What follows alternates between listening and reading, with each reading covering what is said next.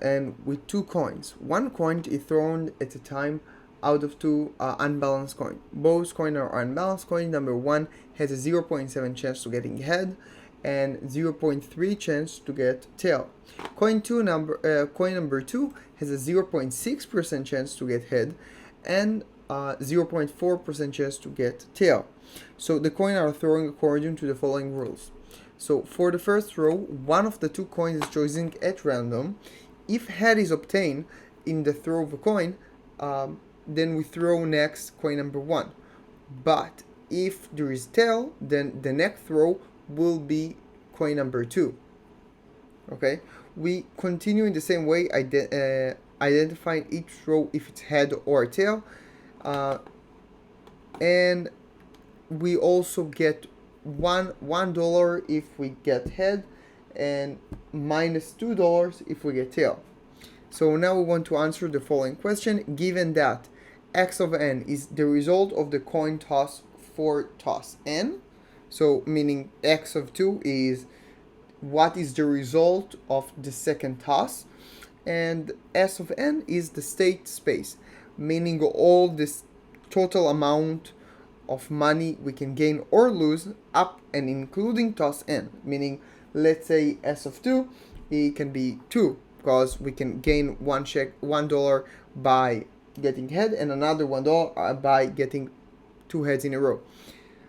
So now we ask what is the state space and time space of processes x of n and s of n.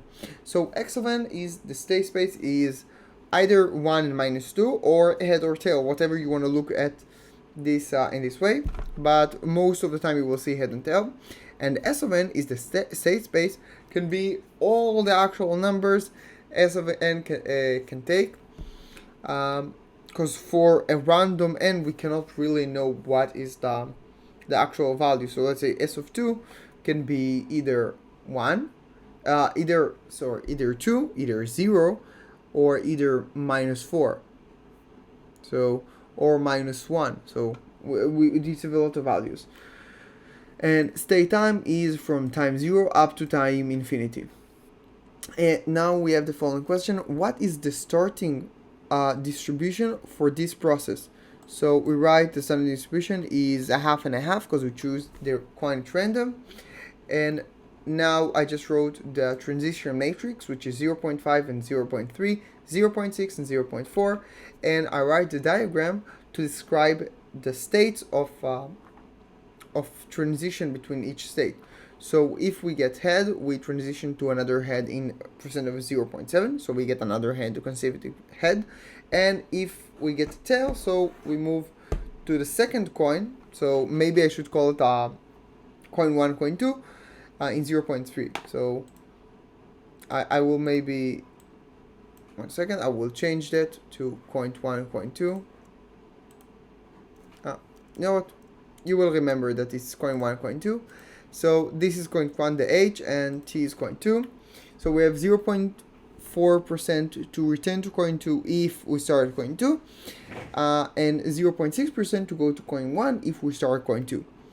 So now we want to calculate the following things.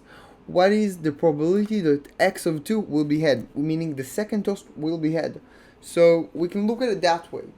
We either calculate each of the following question and think about it. So let's say we start at H at 50% chance, and then doing 0.7 and 0.7 multiply by itself, and then what about 0.3 time 0.6, and look at all the possible values. But if this will be like any more complicated example, this will take a lot of time.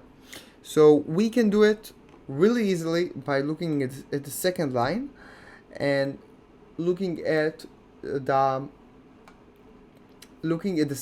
starting distribution, multiply by the transition matrix squared, because there is two tosses of the coin, and then we take the element at index 0 because this is the first coin.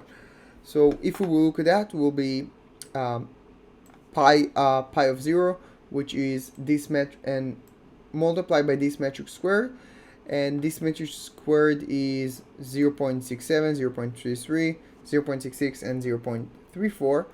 So when we multiply both of them here, we get these vectors, and when we take the first one, meaning its head on the second toss, because this meaning tail, we're in the second coin, and the second coin, and this mean in the first coin, and we take the first one, which is 0.665.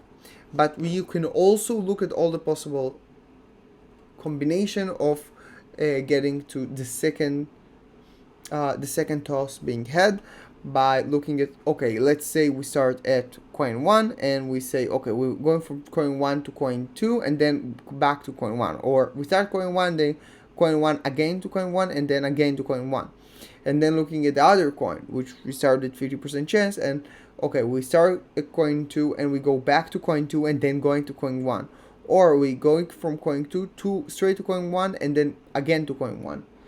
So there's two options. What is the probability that the sum of the three tosses of a coin will be 0? So we need to look at all the options to get 0. So what is the option? Is getting head, head, and tail, or head, tail, head, or tail, head, head. And given that we start at coin 1, and the following thing to do also in coin 2. And now we just need to calculate all of these probabilities, and we get the answer. Easy peasy. Another question is, what is the probability that x of 4 equal x of 2? Meaning the second toss is the same as the fourth toss. And now we'll need to think about that we're looking at all the options that the second toss can be, and now also the fourth toss can be also. So they need to be the same one for all option there is in S, in our state space. We want to be in the same position at x of 2 and at x of 4. And now we'll look at that. So we have x of 4 is head. Given that, let's look first of all at the option that x of 4 is head and x of 2 is head. So we know that x of 2 is head in this probability because we calculated this in the previous section.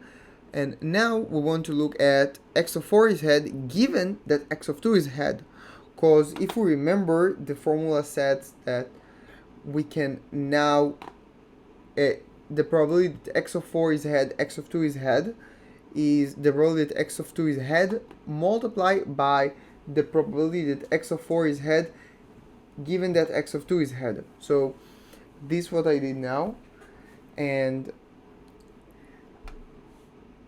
this is the answer. So x of 2 is head given that we started x of 0, because we can just subtract 2 from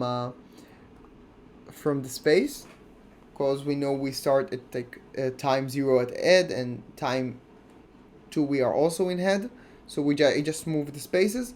And now I calculated the square matrix, and I get that the answer is 0.67, 0.33.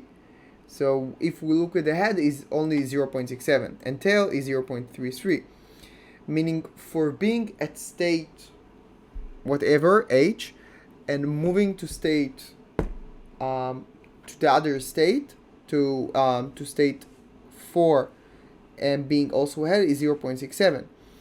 And now I just put it in this formula, and I get that for being head in both 4 and 2 is this number, and for doing the tail it's very similar, but I just needed to change to take to put the other numbers, meaning 0.335 is the probability to have tail in the second toss, and that's multiplied by the probability to be tail in the fourth toss, given that we were tail in the second toss. And now we just need to combine these two numbers, because this is an OR probability, and then we get the answer that is 0.559. And that's it. Hope you like this video. Please like and subscribe, and if you have any question, please leave them down below. Until next time, I'm out.